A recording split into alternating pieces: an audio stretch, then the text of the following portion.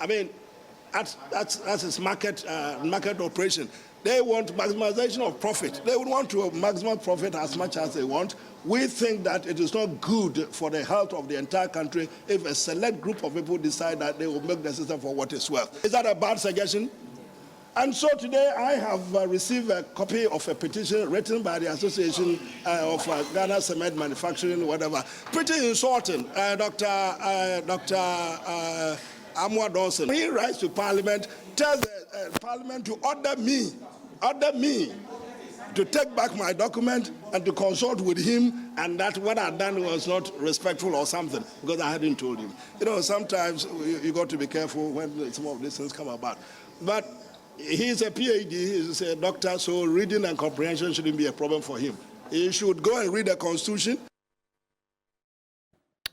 Well, so that's the trade minister, and Dr. Dawson, you've spoken enough about the other aspects. So let me acknowledge the presence of the deputy ranking on the Trade, Industry and Tourism Committee of Parliament, the Honorable Yusuf Sulemana, is joining us on Zoom.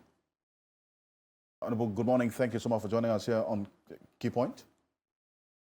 Good morning, my brother. How are you? I'm well, thank you. And let me say that don't demote me. Oh, I'm the ranking member. Oh, I'm so sorry. In fact, I didn't know that you had been promoted. So congratulations. Thank you. Congratulations. Thank you, my brother. Ranking member on the Trade, Industry and Tourism Committee of Parliament. It's good to have you. Thank you. Thank you so much for joining us. In fact, so please let Parliament change your designation on the website, okay? Because you are still the deputy ranking on the Parliament site. All right. In fact, I'm there right now. That's okay. That's okay. Let them change it. Okay.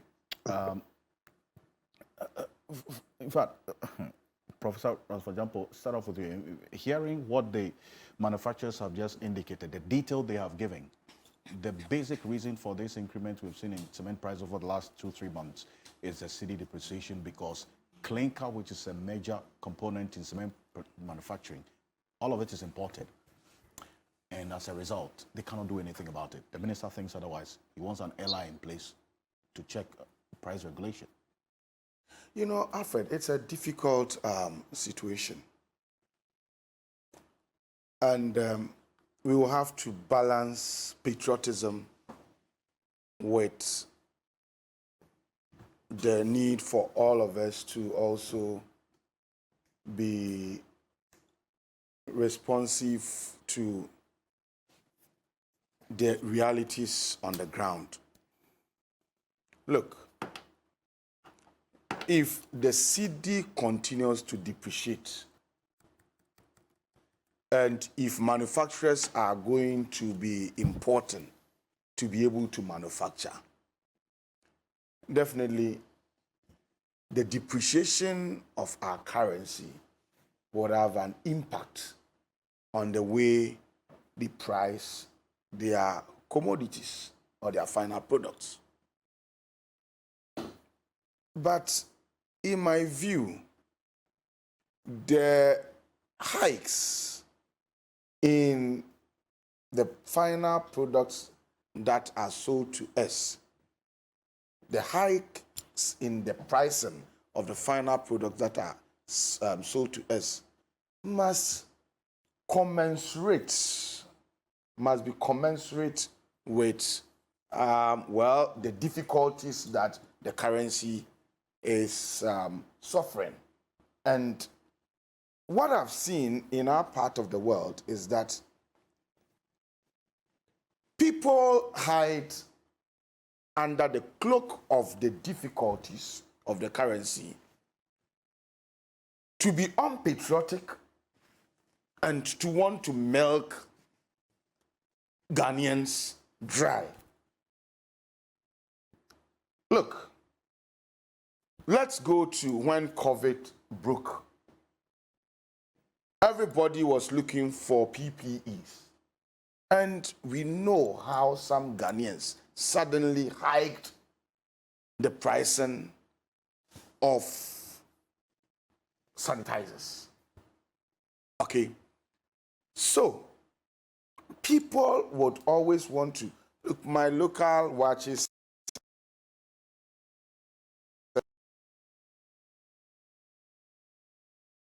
and you want to buy watchy, you know how much you buy, and then the next time you go there, you say, "Mommy, give me the same quantity of watchy and for the same price you've been charging." Then she looks at you. You are in the queue and say, "Hey, a person." Then you ask why. They say, "But are you not in Ghana?" Then so she's increased. Then the next week you go and then you say, "Give me this." And then she asks the same All of question. this, they are responding to the state of the Yeah, but the point is this: let the response be commensurate with the realities. What I'm saying is that people hide under the hardships or the difficulties that this currency is suffering to unnecessarily look for profits. Okay, and that should be worrying to Ghanaians. Okay, that should be worrying. I mean, you cook wache, you've gone to buy Cindy rice for, if you like, 200 cedis, and then you have used it to prepare the wache today. Tomorrow you are going to use the rest to prepare the wache. Pricing hasn't increased. Then, whilst you have your old stock using to prepare your wache, you hear that they have increased the pricing of your rice, of the rice that you used. But you've not gone to buy the one that has been increased. You see, people would want to hoard the one, want to increase their wache based, their wache based on the new pricing that they have not even gone to purchase. And I'm saying that that is also unfair and unpatriotic. So look, if the cedi is depreciating and so it must have an impact on pricing of products, so be it. But let those who are pricing these products be also considerate and patriotic, such that they do not hide behind the challenges we have to milk the good people of Ghana dry. You know what happened? I hope you heard about the Kalabule and the reason why the market, the whole market, the Makola market was bent by Rawlings and his team. You know, people were hoarding products, basic commodities. So pricing were always, pricing of goods, of basic commodities, was always being increased. So you have milk, you have sugar, and then you have gari. They know that, look, today it is 1 cedi, but tomorrow it will be 2 cedis, and next week it will be 10 cedis. So if you go that you are going to buy gari and milk today, even though they have gari and milk and sugar and everything in stock, they will tell you that they don't have. They will hoard it because they know that next week it will be 20 cedis. So they will hoard it today. People will go and queue and queue and queue, but they will tell you don't have, in anticipation that next week will be 20 cedis. So next week comes and then they will increase. And so Rollins and his people said they raided Makola and bent down all these hoarded products. We do not want to go into that era. And so, even though it is a liberalized economy, we should at the same time have a way of bringing about a certain price control mechanism, especially for the unpatriotic business people who would always want to milk the good people of Ghana dry. Now, in doing so, it is not people like K.T. Hammond who must lead the charge. Why? I do not see K.T. Hammond as a serious minister because such an important intervention would require a certain dialogue and conciliatory approach, because yes, they are looking for profits, but you are also trying to ensure that they don't milk the people dry. So you want to introduce LI and all that. You have to dialogue and engage them. He says he's not mandated to do that. Well, if you are not mandated to do that, then you are going to have the kind of backlash you're going to have. Okay, so in that case, they would also come in to tell you, to expose the challenges or the kind of realities that is making them also behave the way they are behaving, even though I admit that some are also taking unnecessary advantage of the situation. So my point is that every serious minister who wants to go on this tangent that would be almost similar to the old days of price control mechanisms would know how to dialogue with those who are going to be affected. And that is the way to go. You do not sit down and look at his response to the letter that these guys have democratic. The one on the telephone we just spoke to is Dr. Dawson that he was referring to. All right, so, but Dr. Dawson has also the right to speak up, okay, speak his mind and to petition Parliament and to do what he's done. But look at the dismissive attitude and dismissive response of the minister. And so I asked, who made him a minister? Sometimes, you see, governance of a developing country is too serious a business to be left into the hands of people who always want to lace whatever they do with comedies. It is a serious matter. It is not comedies. Okay, I see him, sometimes his attitude, his utterances, he behaves like like a comedian. And my point is that, please listen to me. My point is that we are talking about governance of a developing country. Okay, you need sobriety, you need seriousness, you need competence, you need statesmanliness, you need people who would be able to anticipate a problem, okay, and find proactive means of preventing the materialization of the problem. Didn't he know that if you just go, okay, to bring an ally, you go that route of going, seeking an ally to regulate prices? Didn't he know that in doing so without prior consultation with these people, it was going to suffer some of these, backlashes? Didn't he know as a minister?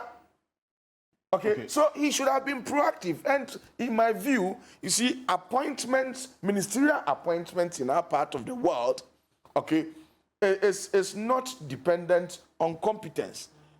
Anybody benefits from political grace, and so they appoint you as a minister. The idea was that, look, you are going to be working with career public servants who are going to be schooling you as to what to do and what not to do. But we all know that we have politicized our public service, and the appointment and recruitment in the public service is now no longer based on meritocracy. And so within the public service, you have square pegs oftentimes in round holes, such that they do not even know what their job entails, to the point of being able to offer proactive advice to ministers who know nothing. And so the point is, yes, I favor some price control to ensure that unpatriotic Ghanaians who are into businesses do not milk the people of Ghana dry, using the hardships of the time, using the depreciation of our currency as a basis to always unnecessarily or astronomically, okay, increase the prices of the products that they sell to us. I favor that limited price control, but it should come about as a result of, as a result of some dialogue, so that we build consensus. Let us dialogue to the point that we will be able to whip up the spirit of nationalism and patriotism in all, so that people will say that, look, even though things are hard, we have the right to increase our product to the tune of, if you like, 100%. But because we are patriotic, and because at the end of the day, it is the ordinary Ghanaian who suffers, we will not increase our product by the tune of 100%, but we will do 50%, such that the people of Ghana would not suffer unnecessarily.